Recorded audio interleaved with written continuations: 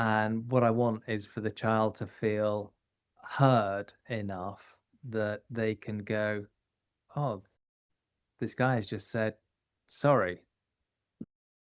This grown up, this older person. What is that about? Because that could send them back again.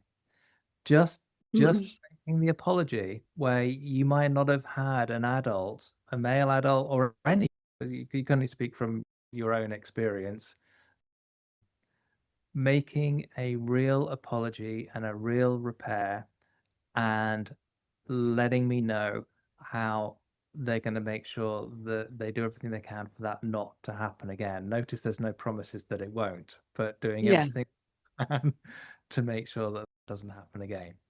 So that's the process.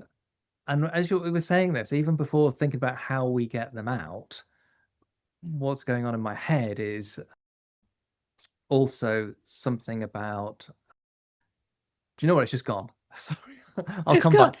It's just gone somewhere. I was going to say it's gone. We'll Yeah. catch it. But you were going to tell us a little bit about how, having done the repair, and I'm going to write that down because I want to go back to that, because to me, I'm very curious about why you see that as your fault. But let's go forward then into, if the child is in that state, how do you've grounded yourself, you've made an apology, what happens next? Well, I wouldn't have made the apology at that point. That's the process that I would go through to get to the end. And sorry, I've just remembered what I was going to say. Okay. That was really helpful. I knew it'd come back. Okay. Yay. Don't you love life? I use the metaphor of deep sea diving for my therapeutic process. So I don't know how long your sessions are. Ours are 50 minutes. Yeah, same. Yeah. So if you're a deep sea diver and if you have 50 minutes of air in your tank, how deep down can you go? And everybody goes 25 minutes. And you go, no, because you'll drown. And they go, no, I don't get it. I don't get it. Because coming back up takes longer. Otherwise, you get the bends and then you'll die. And nobody wants Okay, that. not good. Okay. So you dive down with enough air that's going to allow you to come back up slower.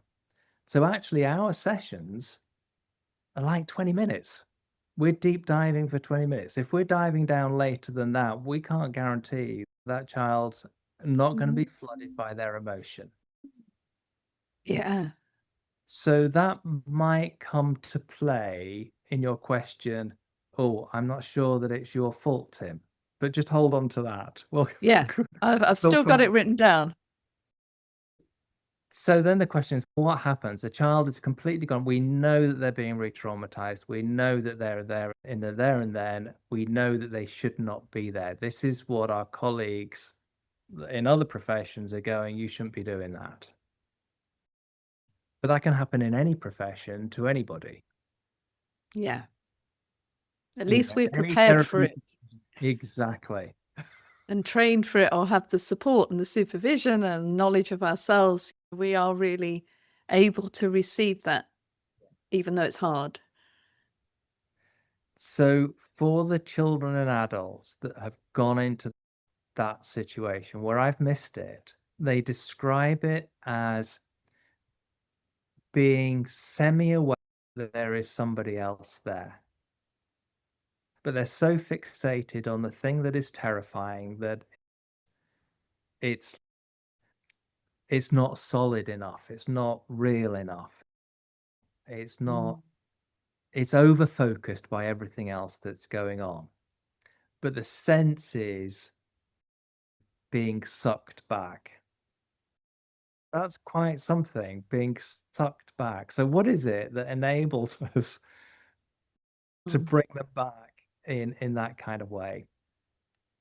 It's being really secure in ourselves so that we can get down on their level and so that they can be heard, that we regulate our voice so that it is firm but compassionate, that it is louder than the fear that they're experiencing, that it is repetitive, that it is self-assured, that you've got to get rid of all of that doubt that you're going to be able to do this.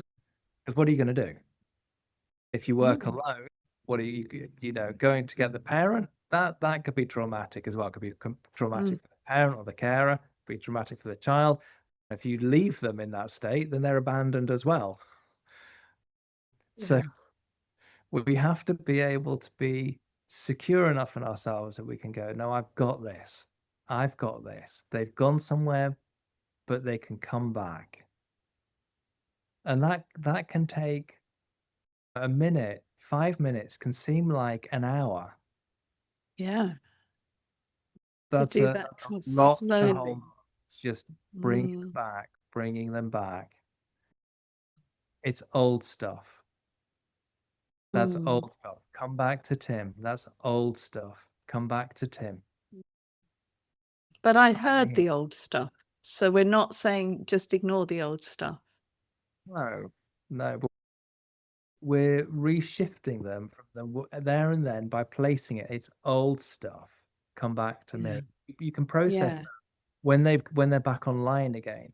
We know that within traumatized children can't process in the same way. They can't. Their prefrontal cortex isn't online enough to be able to make sense of what we're saying. In fact, we're talking to them in that beautiful, repetitive, motherese way that it's, I'm here. I'm here. Yeah. It's rhythm of my voice that's going to bring you back, not what I'm saying. Yeah. And actually, I'm thinking about even a client this morning. He had a little bit of that sort of experience. And I sing to her. She starts off a song that we'd sung earlier, and then actually I sang her back out. Okay, so she heard that. Yeah, and it's a child I've worked with for many years, and we've got quite a repertoire of songs. She could hear a song, but she couldn't hear me saying I'm here. But effectively the voice, it was a nonsense. It was the Pizza Hut song. It's nothing about what's actually happening. But just hearing, I think, the rhythm of a voice, as you say, that gentle, predictable rhythm. And then when I got to the end each time, there was a sense of, is she ready for me to stop? No, I'll do another verse. Lovely. And then eventually she joined in and then changed the words and began to come out. So for me, music is a big part of my life, and singing, I've sing children back out. And I think what you're saying is really helpful because context and your staying with your skills is really important. I was smiling inwardly because I think I'd make things worse if I sang. Yeah, and this is the thing. When we're training new therapists or developing skills in our supervisees or in ourselves, it's how to become ourselves as a therapist, not how to become Tim or Philippa or Julie or somebody else. What is it? I was never taught to do that, but for me, rubbing a child's back through a cushion or just children weeping on the floor sometimes, and I sense that they just need me to lean into them and sing to them, is something that feels very innate and full of me to help them. But I wouldn't teach that to a student because they will need to find their own way of doing that. But that raises other complex questions like safe touch. Yeah, absolutely. And I've done a lot of thinking and planning, and it's about what my relationship is with that child, knowing their story, knowing what their invitation is and what's behind that invitation. Is that an okay thing? Is that not? So usually I have a big blanket or a cushion, and it's the gentle pressure they need rather than the touch itself. But I'm definitely not anti-touch. I'm just really aware that it's a very important thing to get right. Yeah. And the more we know our clients, we know their stories, or we know what we've read in a file. We know what a foster carer or an adopter or a family member has told us. We know what we've read in a police report. But it's always the child who knows. Yeah. Who knows. Their body knows, and Yeah. how they've taken it in. We're helping them to learn to trust their bodies, Yeah. not to take over and tell them what to do. Yeah. Yeah. Yeah. We're So helping them make. Tim, yeah, this is, gosh, this is immensely helpful even for my own clients, and thank you for free supervision this afternoon. It's been mutual. It's been great, the discussion, right? And well, the thing that I'm also then interested in is when we're talking about a child playing out or playing with their trauma, and sometimes I think it is a playing with, because it's not so defined that they're enacting something. So they're playing with what it's told them about themselves and the world, that experience.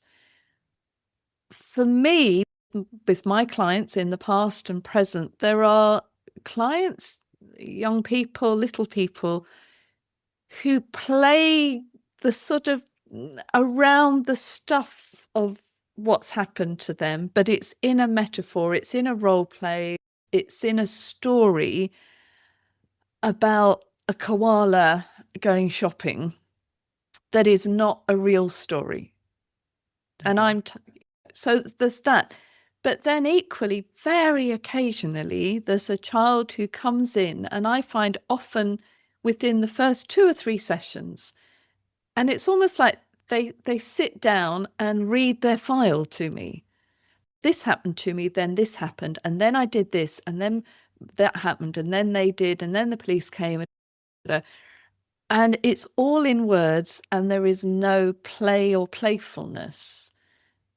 And I'm curious about those differences. And is one safer than the other? Is the one that I might encourage to develop more?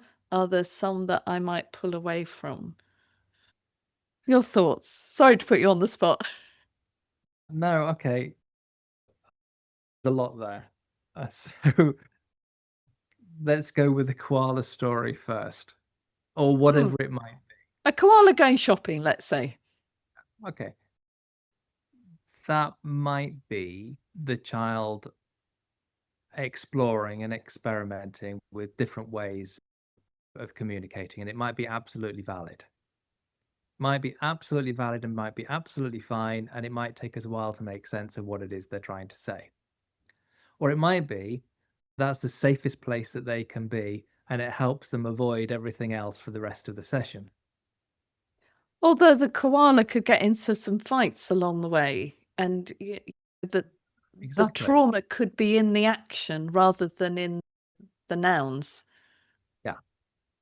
So what that kind of says is that you could easily dismiss it because it seems benign and miss Mm, what the child is trying to say. yeah.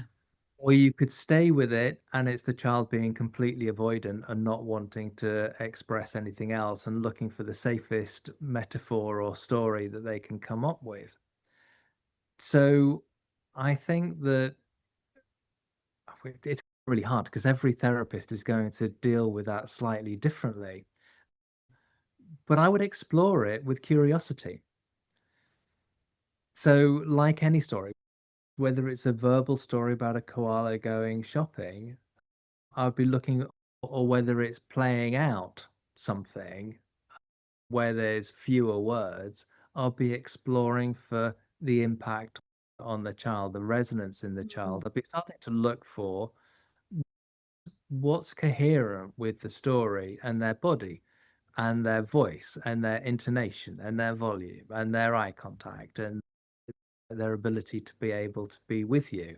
Does it feel like they're keeping it at bay, or does it feel that they're drawing it into a narrative that they want to understand? And it's okay going with something and getting it wrong, and not going with something and saying something that goes, it's almost as though you don't want to talk about this last week that you might Mm. know has been really challenging for lots of different reasons. Mm. Do you bring things in or do you not? And the problem with, we started off with a discussion about sexual abuse and a range of different abuses. One of the things about sexual abuse is that nobody says this is what is happening to you. This is abuse. This is sexual. This is whatever. It's a thing that is done. And if it's done by somebody who's supposed to look after you, then it's really hard to make sense of what that is. And it's really hard to know what their belief system around that experience is. So we have to be more congruent in some situations to name those things. So Mm. when a koala going shopping, you might use your congruence to go, this seemed really important to you, but I'm not sure what it is that the story is about. No questions in Mm. there. It's an absolute statement of facts, and I can go and I can look for their. They might be Mm. disappointed that I don't follow them, in which case I'll be straight into the disappointment. It might be Yeah. anger that I've dared to interrupt the story, in which case that's Yeah. a feeling definitely going for the anger because they're all welcome in the room. So it feels like the metaphor that we're doing is we're looking for our connection. We're looking at how the child makes sense of it, and we're looking for how we can help them use their mode of communication. So I'm thinking here then about children who are playing a big and often repeated, but always changing story, the sort of chapter. Next week it's going to be chapter 15. I go, how many chapters are there? Oh, at least 100. And you say, oh, right, okay.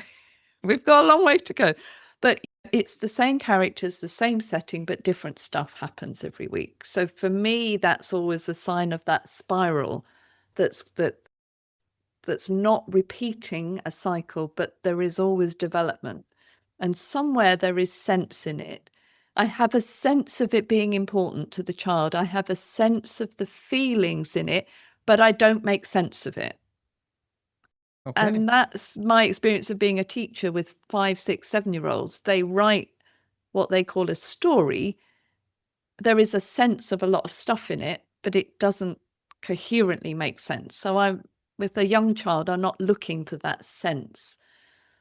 But to what extent do you, if you're hearing a story or involved in a story with a child, do you make links verbally about, this is the endless question, isn't it, for play therapists? When and if and do we make a connection between, oh, you seem to be playing a lot about that, and I wonder if that's a bit like what happened to you.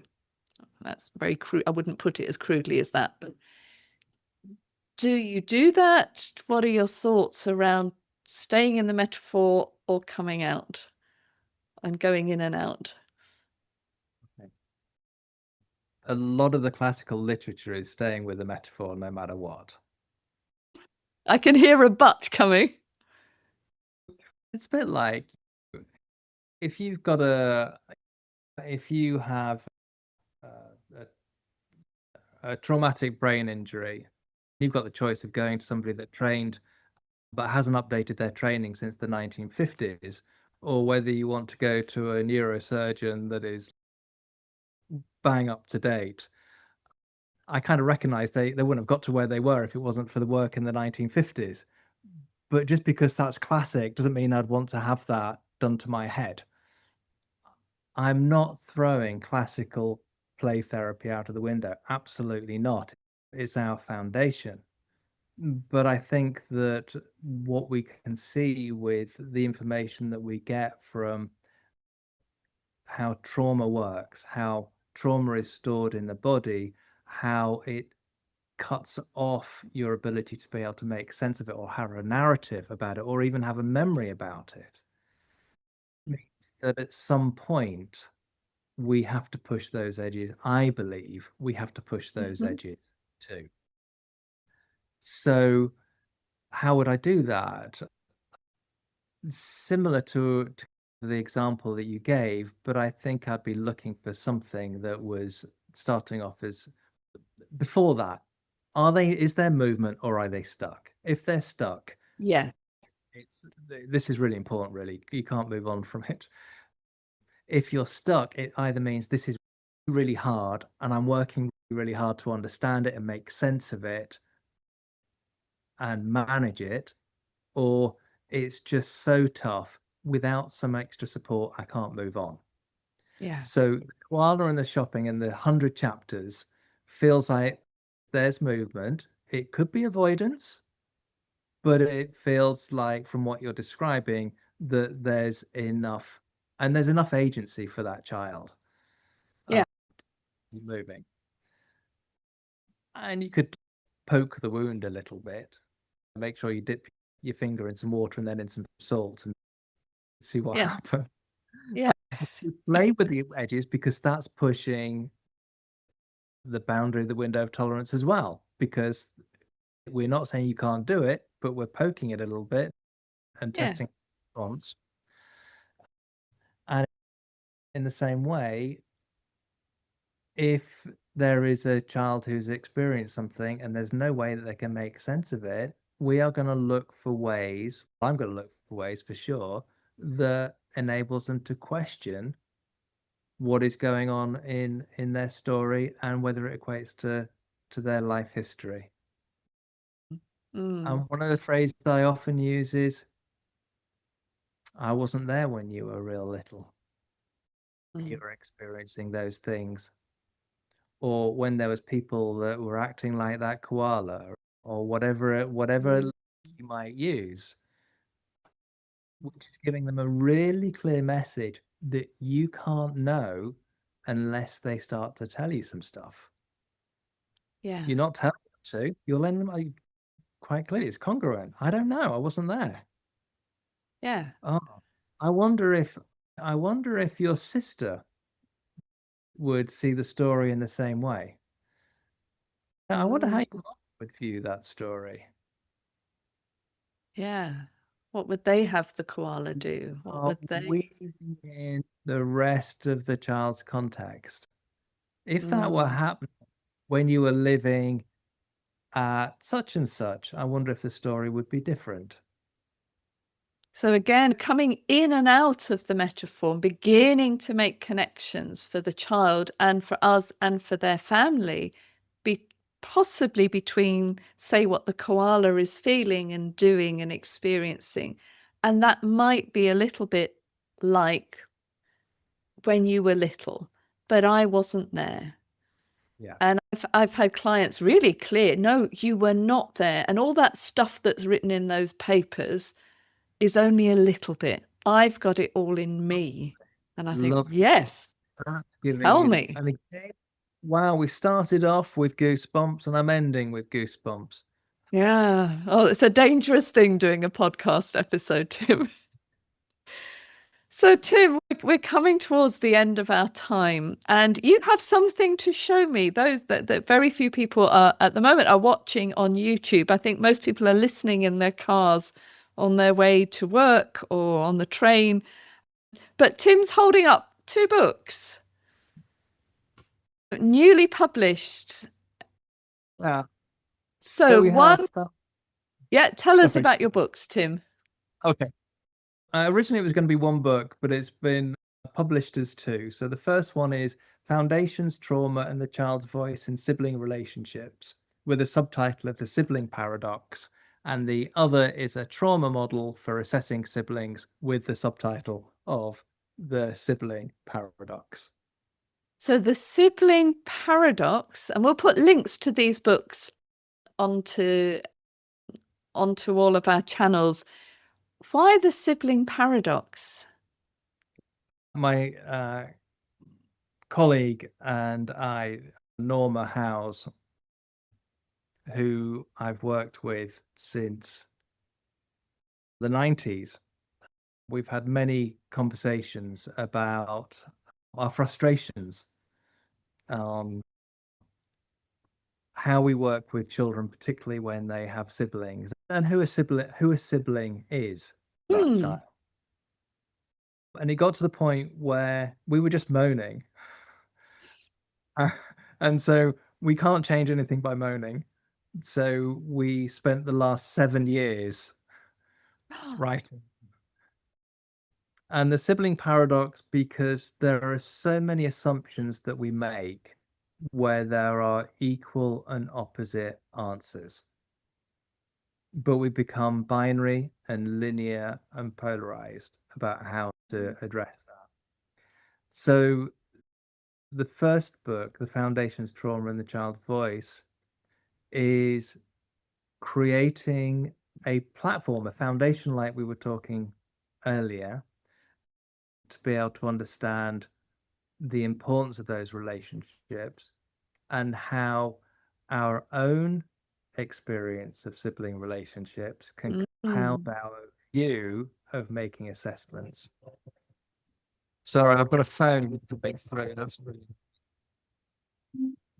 I can get. Okay, sorry.